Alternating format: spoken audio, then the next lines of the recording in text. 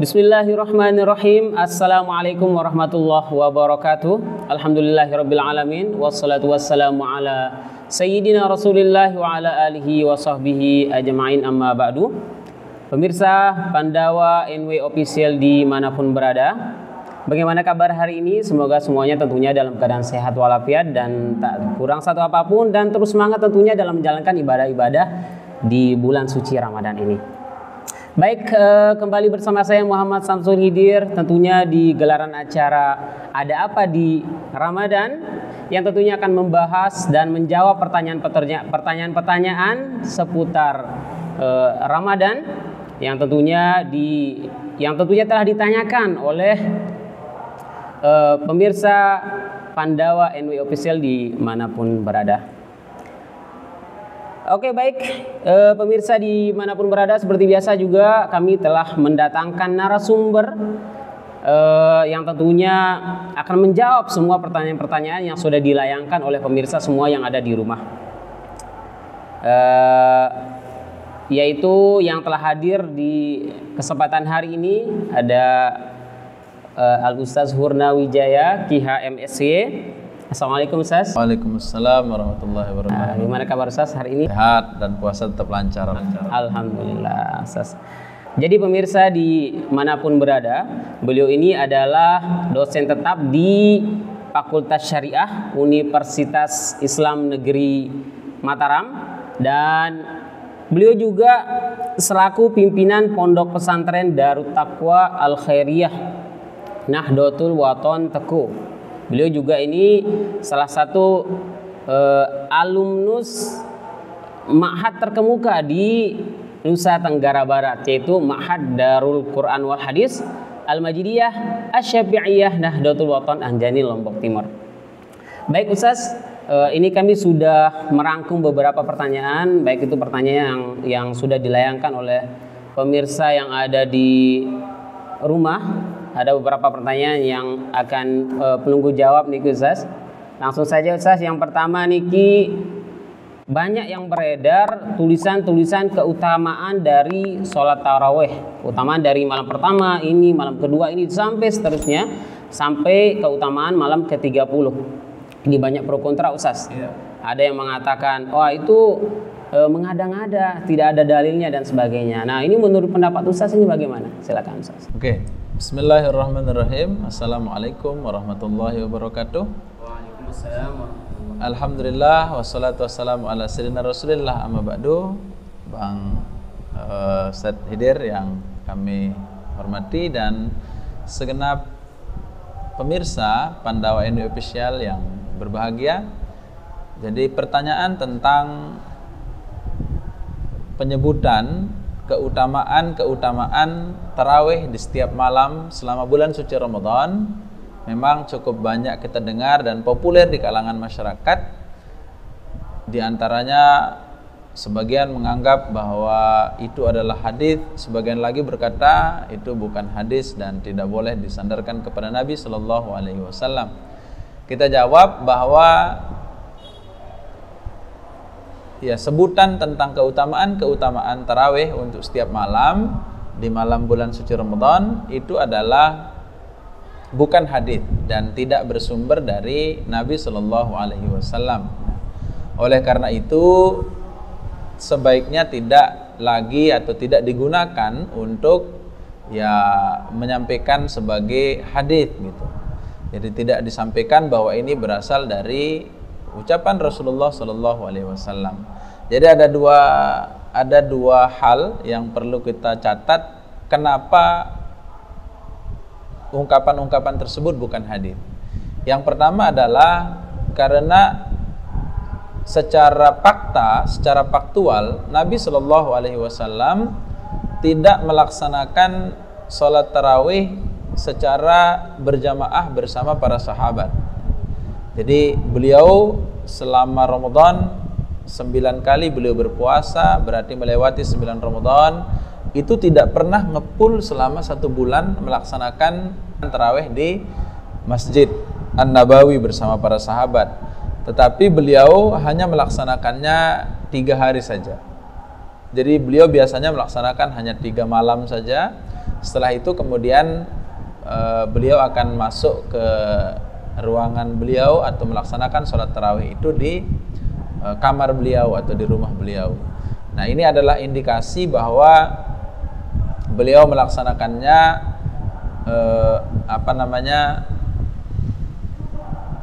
melaksanakan keutamaan daripada sholat sunat yang dikerjakan secara sendirian. Sekalipun demikian, Nabi memang menganjurkan untuk melaksanakan sholat tarawih tersebut secara berjamaah. Kenapa? Karena selama 3 malam itu beliau mengajak para sahabat untuk melaksanakan sholat tarawih secara berjamaah, kemudian memerintahkan juga untuk melaksanakannya secara berjamaah tersebut. Dan beliau juga dalam suatu hadits menyebutkan bahwa tidak keluarnya beliau di malam-malam berikutnya untuk melaksanakan sholat tarawih secara berjamaah itu adalah sebagai bentuk rukhsah, sebagai bentuk keringanan, sehingga para atau kita umatnya ini tidak merasa terbebani dengan dijadikannya itu sebagai sholat wajib, atau kita menganggap sholat tarawih ini sebagai sholat wajib di dalam selama bulan suci Ramadan. Itu yang pertama. Maka tidak mungkinlah Nabi kemudian bisa menyebutkan keutamaan-keutamaan setiap malam, karena beliau sendiri tidak sholat berjamaah di masjid bersama para jamaah atau bersama para sahabat. Itu yang pertama. Kemudian yang kedua, periwayat daripada hadits ini secara ilmu hadits tidak sampai kepada Nabi. Jadi periwayatannya tidak sampai kepada Nabi, melainkan banyak juga yang menyandarkannya hanya ungkapan Sayyidina Ali karramallahu wajhah. Itu pun juga masih diperselisihkan. Kenapa? Karena tidak ada riwayat yang kuat yang meriwayatkan bahwa itu adalah ungkapannya Sayyidina Ali karramallahu wajhah. Nah, oleh karena itu kita sebagai sebagai umat Islam sebaiknya tidak lagi mengkampanyekan hadis tersebut sebagai hadis yang datang dari Nabi. Jangan sampai kemudian kita termasuk golongan orang-orang yang diancam oleh Nabi Shallallahu Alaihi Wasallam dalam sabdanya, "Man kadzdzaba alayya muta'ammidan falyatabawwa maq'adahu minan nar." Barang siapa yang berdusta atas namaku, menyampaikan sesuatu yang bukan dari Nabi, kita sebut itu sebagai sesuatu yang datang dari Nabi, kan berarti kita berdusta atas nama Nabi.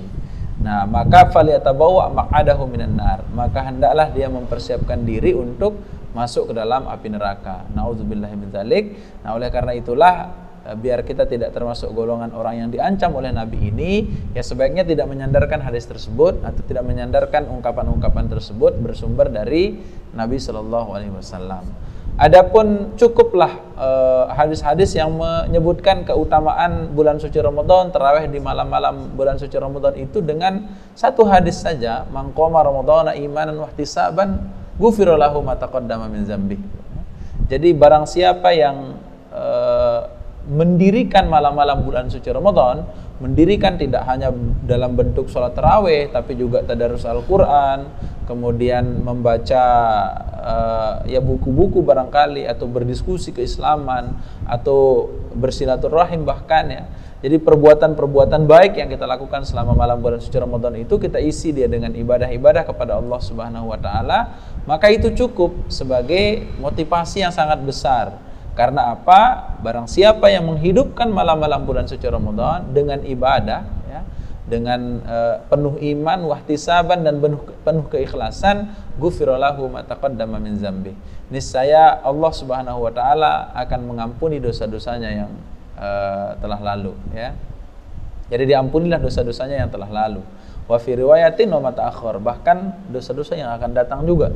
Apa yang lebih kita harapkan kemudian dari Allah yang melebihi dari ampunan-ampunan itu, Kalau hanya janji-janji, misalnya seperti di riwayat-riwayat itu, dibangunkan baginya rumah-rumah di surga, diberikan kepadanya bidadari-bidadari surga. Kalau kita sudah mendapatkan ampunan dari Allah Subhanahu wa taala, cukuplah itu kemudian sebagai motivasi kita, dan orang yang mendapat ampunan masuk surga, apalagi yang didapatkan? Jadi mesti akan mendapatkan segala kenikmatan yang diberikan oleh Allah Subhanahu wa taala. Demikian barangkali, wallahu alam. Syukron Ustaz. Pemirsa Pandawa NW Official dimanapun berada, itu dia sudah dijawab pertanyaan pertama oleh beliau. Dan bagi yang ingin bertanya tentunya mengenai seputar Ramadan, bisa bertanya lewat akun media sosial kami yang tertera di bawah. Oke, baik Ustaz, pertanyaan berikutnya ini, apakah boleh seseorang berniat berpuasa Ramadan setelah masuk waktu sholat subuh, dikarenakan dia telat bangun gitu. Dia bangun setelah masuk sholat subuh. Nah, ini kira-kira boleh nggak kita berniat setelah sholat subuh itu? Silakan Ustaz. Oke, baik. Bismillahirrahmanirrahim. Tentang niat di dalam berpuasa, niat ini merupakan salah satu rukun dari puasa di bulan suci Ramadan. Jadi kalau puasa fardu itu rukunnya ada 2, yaitu an-niyat wal imsak. Yang pertama adalah niat, berniat nawaitu shauma ghadin an ada'i fardhi syahri ramadhana hadhihi sanati lillahi ta'ala. Aku berniat untuk puasa fardu bulan suci Ramadan besok hari karena Allah Subhanahu wa taala. Ini niat. Kemudian yang kedua adalah al-imsak. Al-imsak itu al-imsak wa anil mufattirat, menahan diri dari hal-hal yang membatalkannya.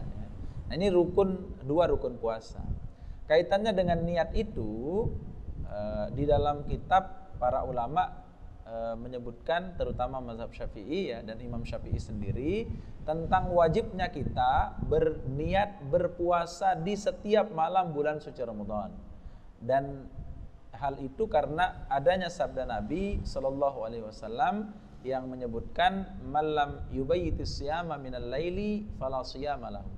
Barang siapa yang tidak berniat di malam hari di bulan suci Ramadan, fala siyama lahu. Fala siyama ai fala yasihha siyamuhu, maka fala yasihu siyamuhu, maka tidak sah puasanya ya. Nah, ketidaksahan puasa ini menurut Imam Syafi'i, kenapa? Karena puasa ini masing-masing berdiri sendiri ya. Masing-masing berdiri sendiri, maka harus diniatkan. Nah, dan niat itu tidak harus dilakukan sebagaimana niat ibadah-ibadah yang lain yang muqtarinan bi fi'lihi. Jadi kalau dalam ibadah itu, niat itu adalah an-niyatu qasdus syai'i muqtarinan bi fi'lihi. Menyengaja sesuatu yang diiringi dengan langsung pengerjaannya. Artinya, kalau kita berniat sholat, maka niat sholat itu harus kita ucapkan ketika takbiratul ihram, yaitu beriringan dengan takbiratul ihram.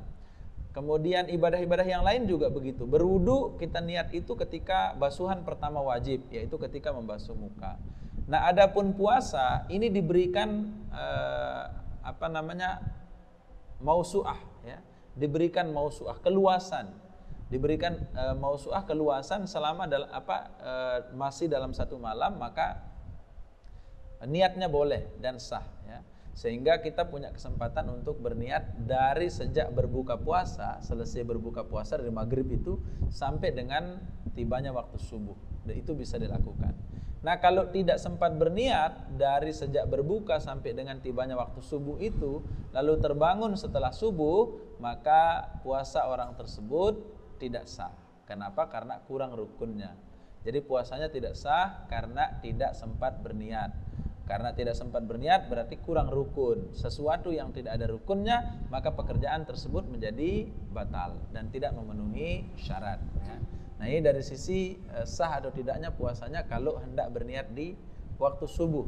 Jadi waktu berniat itu adalah dari sejak terbenam matahari sampai dengan terbit fajar, yaitu pas tibanya waktu subuh. Kalau sudah tiba maka tidak boleh berniat lagi. Kalau ada orang yang berniat setelah itu, dia tidak pernah berniat sebelumnya, maka puasanya tidak sah alias batal.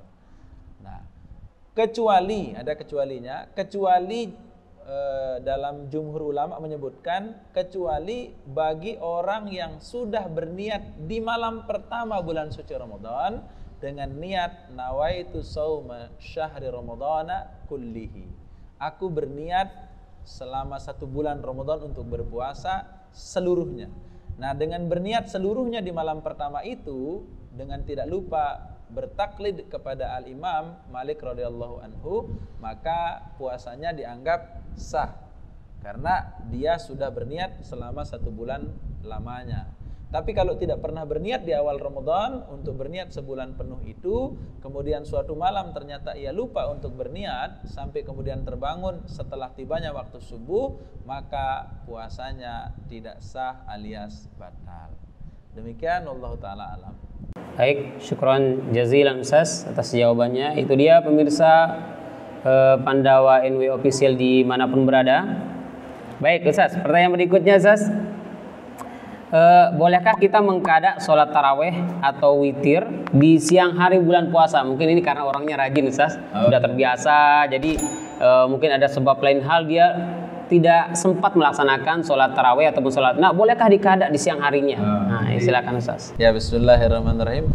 Bagaimana hukum atau bolehkah mengqada sholat taraweh dan sholat witir di siang hari bulan puasa? Ya.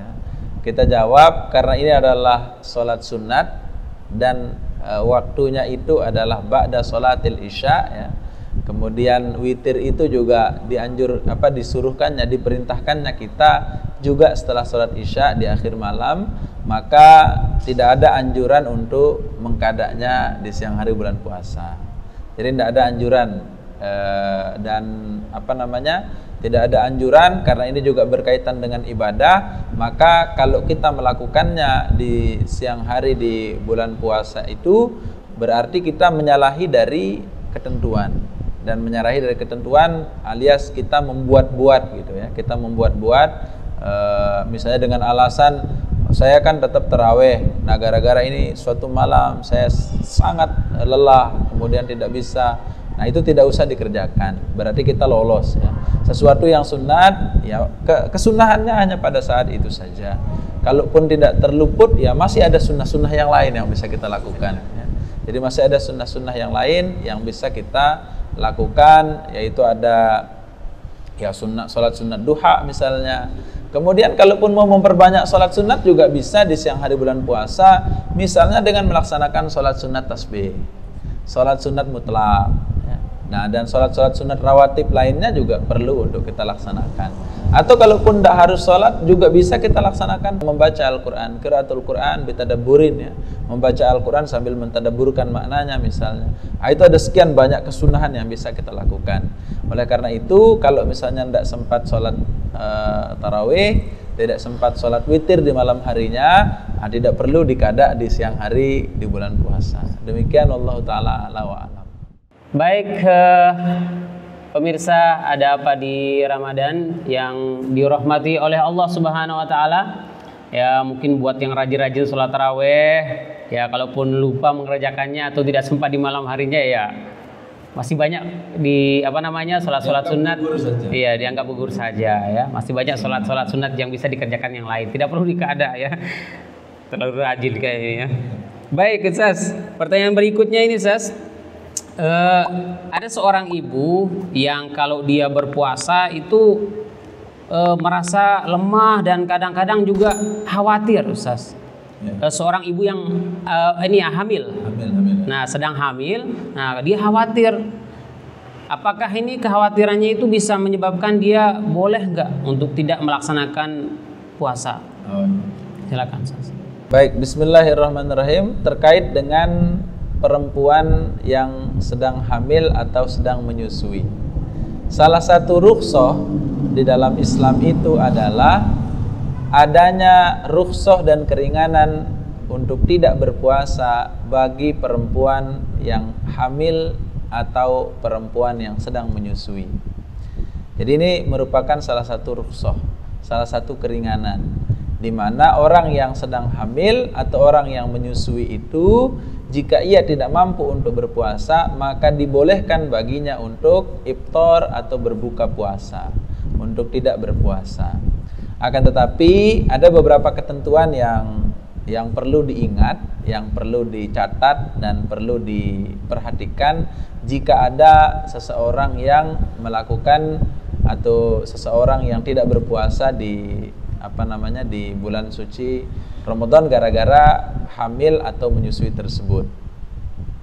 Ketentuan itu adalah jika tidak berpuasanya itu karena ia khawatir terhadap kesehatan dirinya saja ya, atau dia khawatir atas kesehatan dirinya, juga kesehatan anaknya, baik janin yang di perutnya ataupun kalau menyusui anak yang sedang disusuinya, anak yang sedang disapihnya, maka dia nanti berkewajiban untuk mengkadanya saja tanpa adanya fidyah. Jadi tidak perlu membayar fidyah. Nah, akan tetapi jika kekhawatirannya adalah hanya kepada anaknya saja, ya, hanya dia khawatir kepada anaknya saja, yaitu misalnya janinnya akan tidak normal misalnya, atau anak yang disusuinya tidak cukup ASI-nya misalnya, kurangnya produksi air susunya misalnya, sehingga anaknya nanti jadi tidak dapat tidak penuh gitu dalam hal ASI-nya, tidak terpenuhi ASI-nya setiap hari selama bulan suci Ramadan itu, maka dia selain wajib mengqada nanti di luar bulan suci Ramadan, dia juga terkena kewajiban untuk membayar fidyah. Jadi membayar fidyah yaitu 1 mud untuk setiap hari yang ditinggalkan selama bulan suci Ramadan. Jadi itu kewajibannya. Kenapa? Karena dia mengkhawatirkan anaknya untuk tidak baik perkembangannya. Tapi kalau kalau dia mengkhawatirkan dirinya, maka itu tidak wajib fidyah karena dia sakit, ya. Nah, itulah yang dimaksudkan di dalam ayat yang wa in kuntum maridun aw ala safarin fa'iddatun min ayamin ukhur. Jika kalian dalam keadaan sakit atau dalam keadaan musafir, maka fa'iddatun min ayamin ukhur. Boleh baginya untuk mengqadanya nanti di hari yang lain. Nah, perempuan yang sedang hamil atau yang sedang menyusui itu, kemudian dialah yang sakit kalau dia berpuasa. Misalnya kalau dia berpuasa, dia jadi lemes sekali, sakit kemudian, ya, kemudian ini gitu. Kenapa? Karena dia harus memberikan ASI kepada anaknya, atau di dalam perutnya itu karena dia tetap butuh asupan nutrisi dari ibunya. Kemudian dengan sebab dia berpuasa itu dia jadi lemah, dia menjadi sakit, dia menjadi panas misalnya, ya, penyakit demam dan lain sebagainya, maka kan berarti ini dia dalam kondisi sakit. Wa in kuntum maridun itu kalau engkau dalam keadaan sakit, fa'iddatun min ayamin ukhur, maka engkau harus mengqadanya nanti di luar bulan suci Ramadan. Nah, ini bagi perempuan yang khawatir kepada dirinya sendiri. Tapi kalau ada perempuan, saya sebenarnya sehat-sehat saja dan saya mampu, dan memang benar dia mampu untuk berpuasa, tapi tadi yang dikhawatirkan itu adalah janinnya. Kata dokter, ini janinmu tidak berkembang dengan baik gara-gara kamu berpuasa, ya. Atau misalnya ketika sedang menyusui tadi produksi ASI-nya jadi menurun sehingga anaknya masih tidak terpenuhi kebutuhan ASI-nya itu. Dia masih tetap kuat sebenarnya, tapi anaknya itulah yang kemudian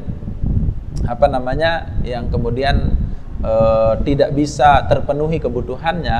Maka ini dia selain mengqada itu juga wajib mengeluarkan fidyah. Nah, itulah bedanya. Kenapa? Karena dia tidak sakit ini, ya. Dia tidak sakit. Kalau tadi itu kenapa tidak wajib fidyah? Karena dia sakit. Wa in kuntum maridun aw ala safarin fa'iddatun min ayamin ukhur itu, ya. Nah, tapi ini dia tidak sakit, tetapi dia khawatir kepada anaknya, dia khawatir kepada janinnya. Nah, kekhawatiran inilah kemudian yang menyebabkannya untuk selain mengqada nanti di luar bulan suci Ramadan, juga berkewajiban mengeluarkan fidyah berupa 1 mud untuk setiap hari yang ditinggalkan. 1 mud itu, Bang Haider, jadi 1 mud itu adalah 1 genggamnya Nabi. Jadi dulu Nabi mengangkat begitu makanan pokok itu, itulah yang disebut dengan 1 mud. Nah, kalau sekarang ukuran itu dibuatkan dalam bentuk sebuah wadah dan itu disimpan di di museum Nabi sana. Nah, itu disimpan, ini loh ukuran untuk 1 mudnya Nabi itu. Jadi 1 genggamnya Nabi yang dengan cara begini itu. Nah, itu kurang lebih setara dengan 7 ons, ya. Nah, 7 atau ya sebagian mengatakan 8 ons karena 7 lebih gitu. Nah, sehingga 8 ons atau 1 kilo kurang 2 ons, ya. Nah, itulah namanya 1 mud kalau mau dalam bentuk beras. Atau boleh juga dengan memberikan makan kepada orang miskin sejumlah itu gitu. Jadi kalau memberikan makan kan berarti tidak satu genggam beras itu, karena ada lauknya, ada apanya di sana itu, maka memberikan orang makan sampai kenyang itu sudah cukup dianggap sebagai satu mud itu. Ya. Nah demikian, wallahu a'lam. Baik, terima kasih Ustaz.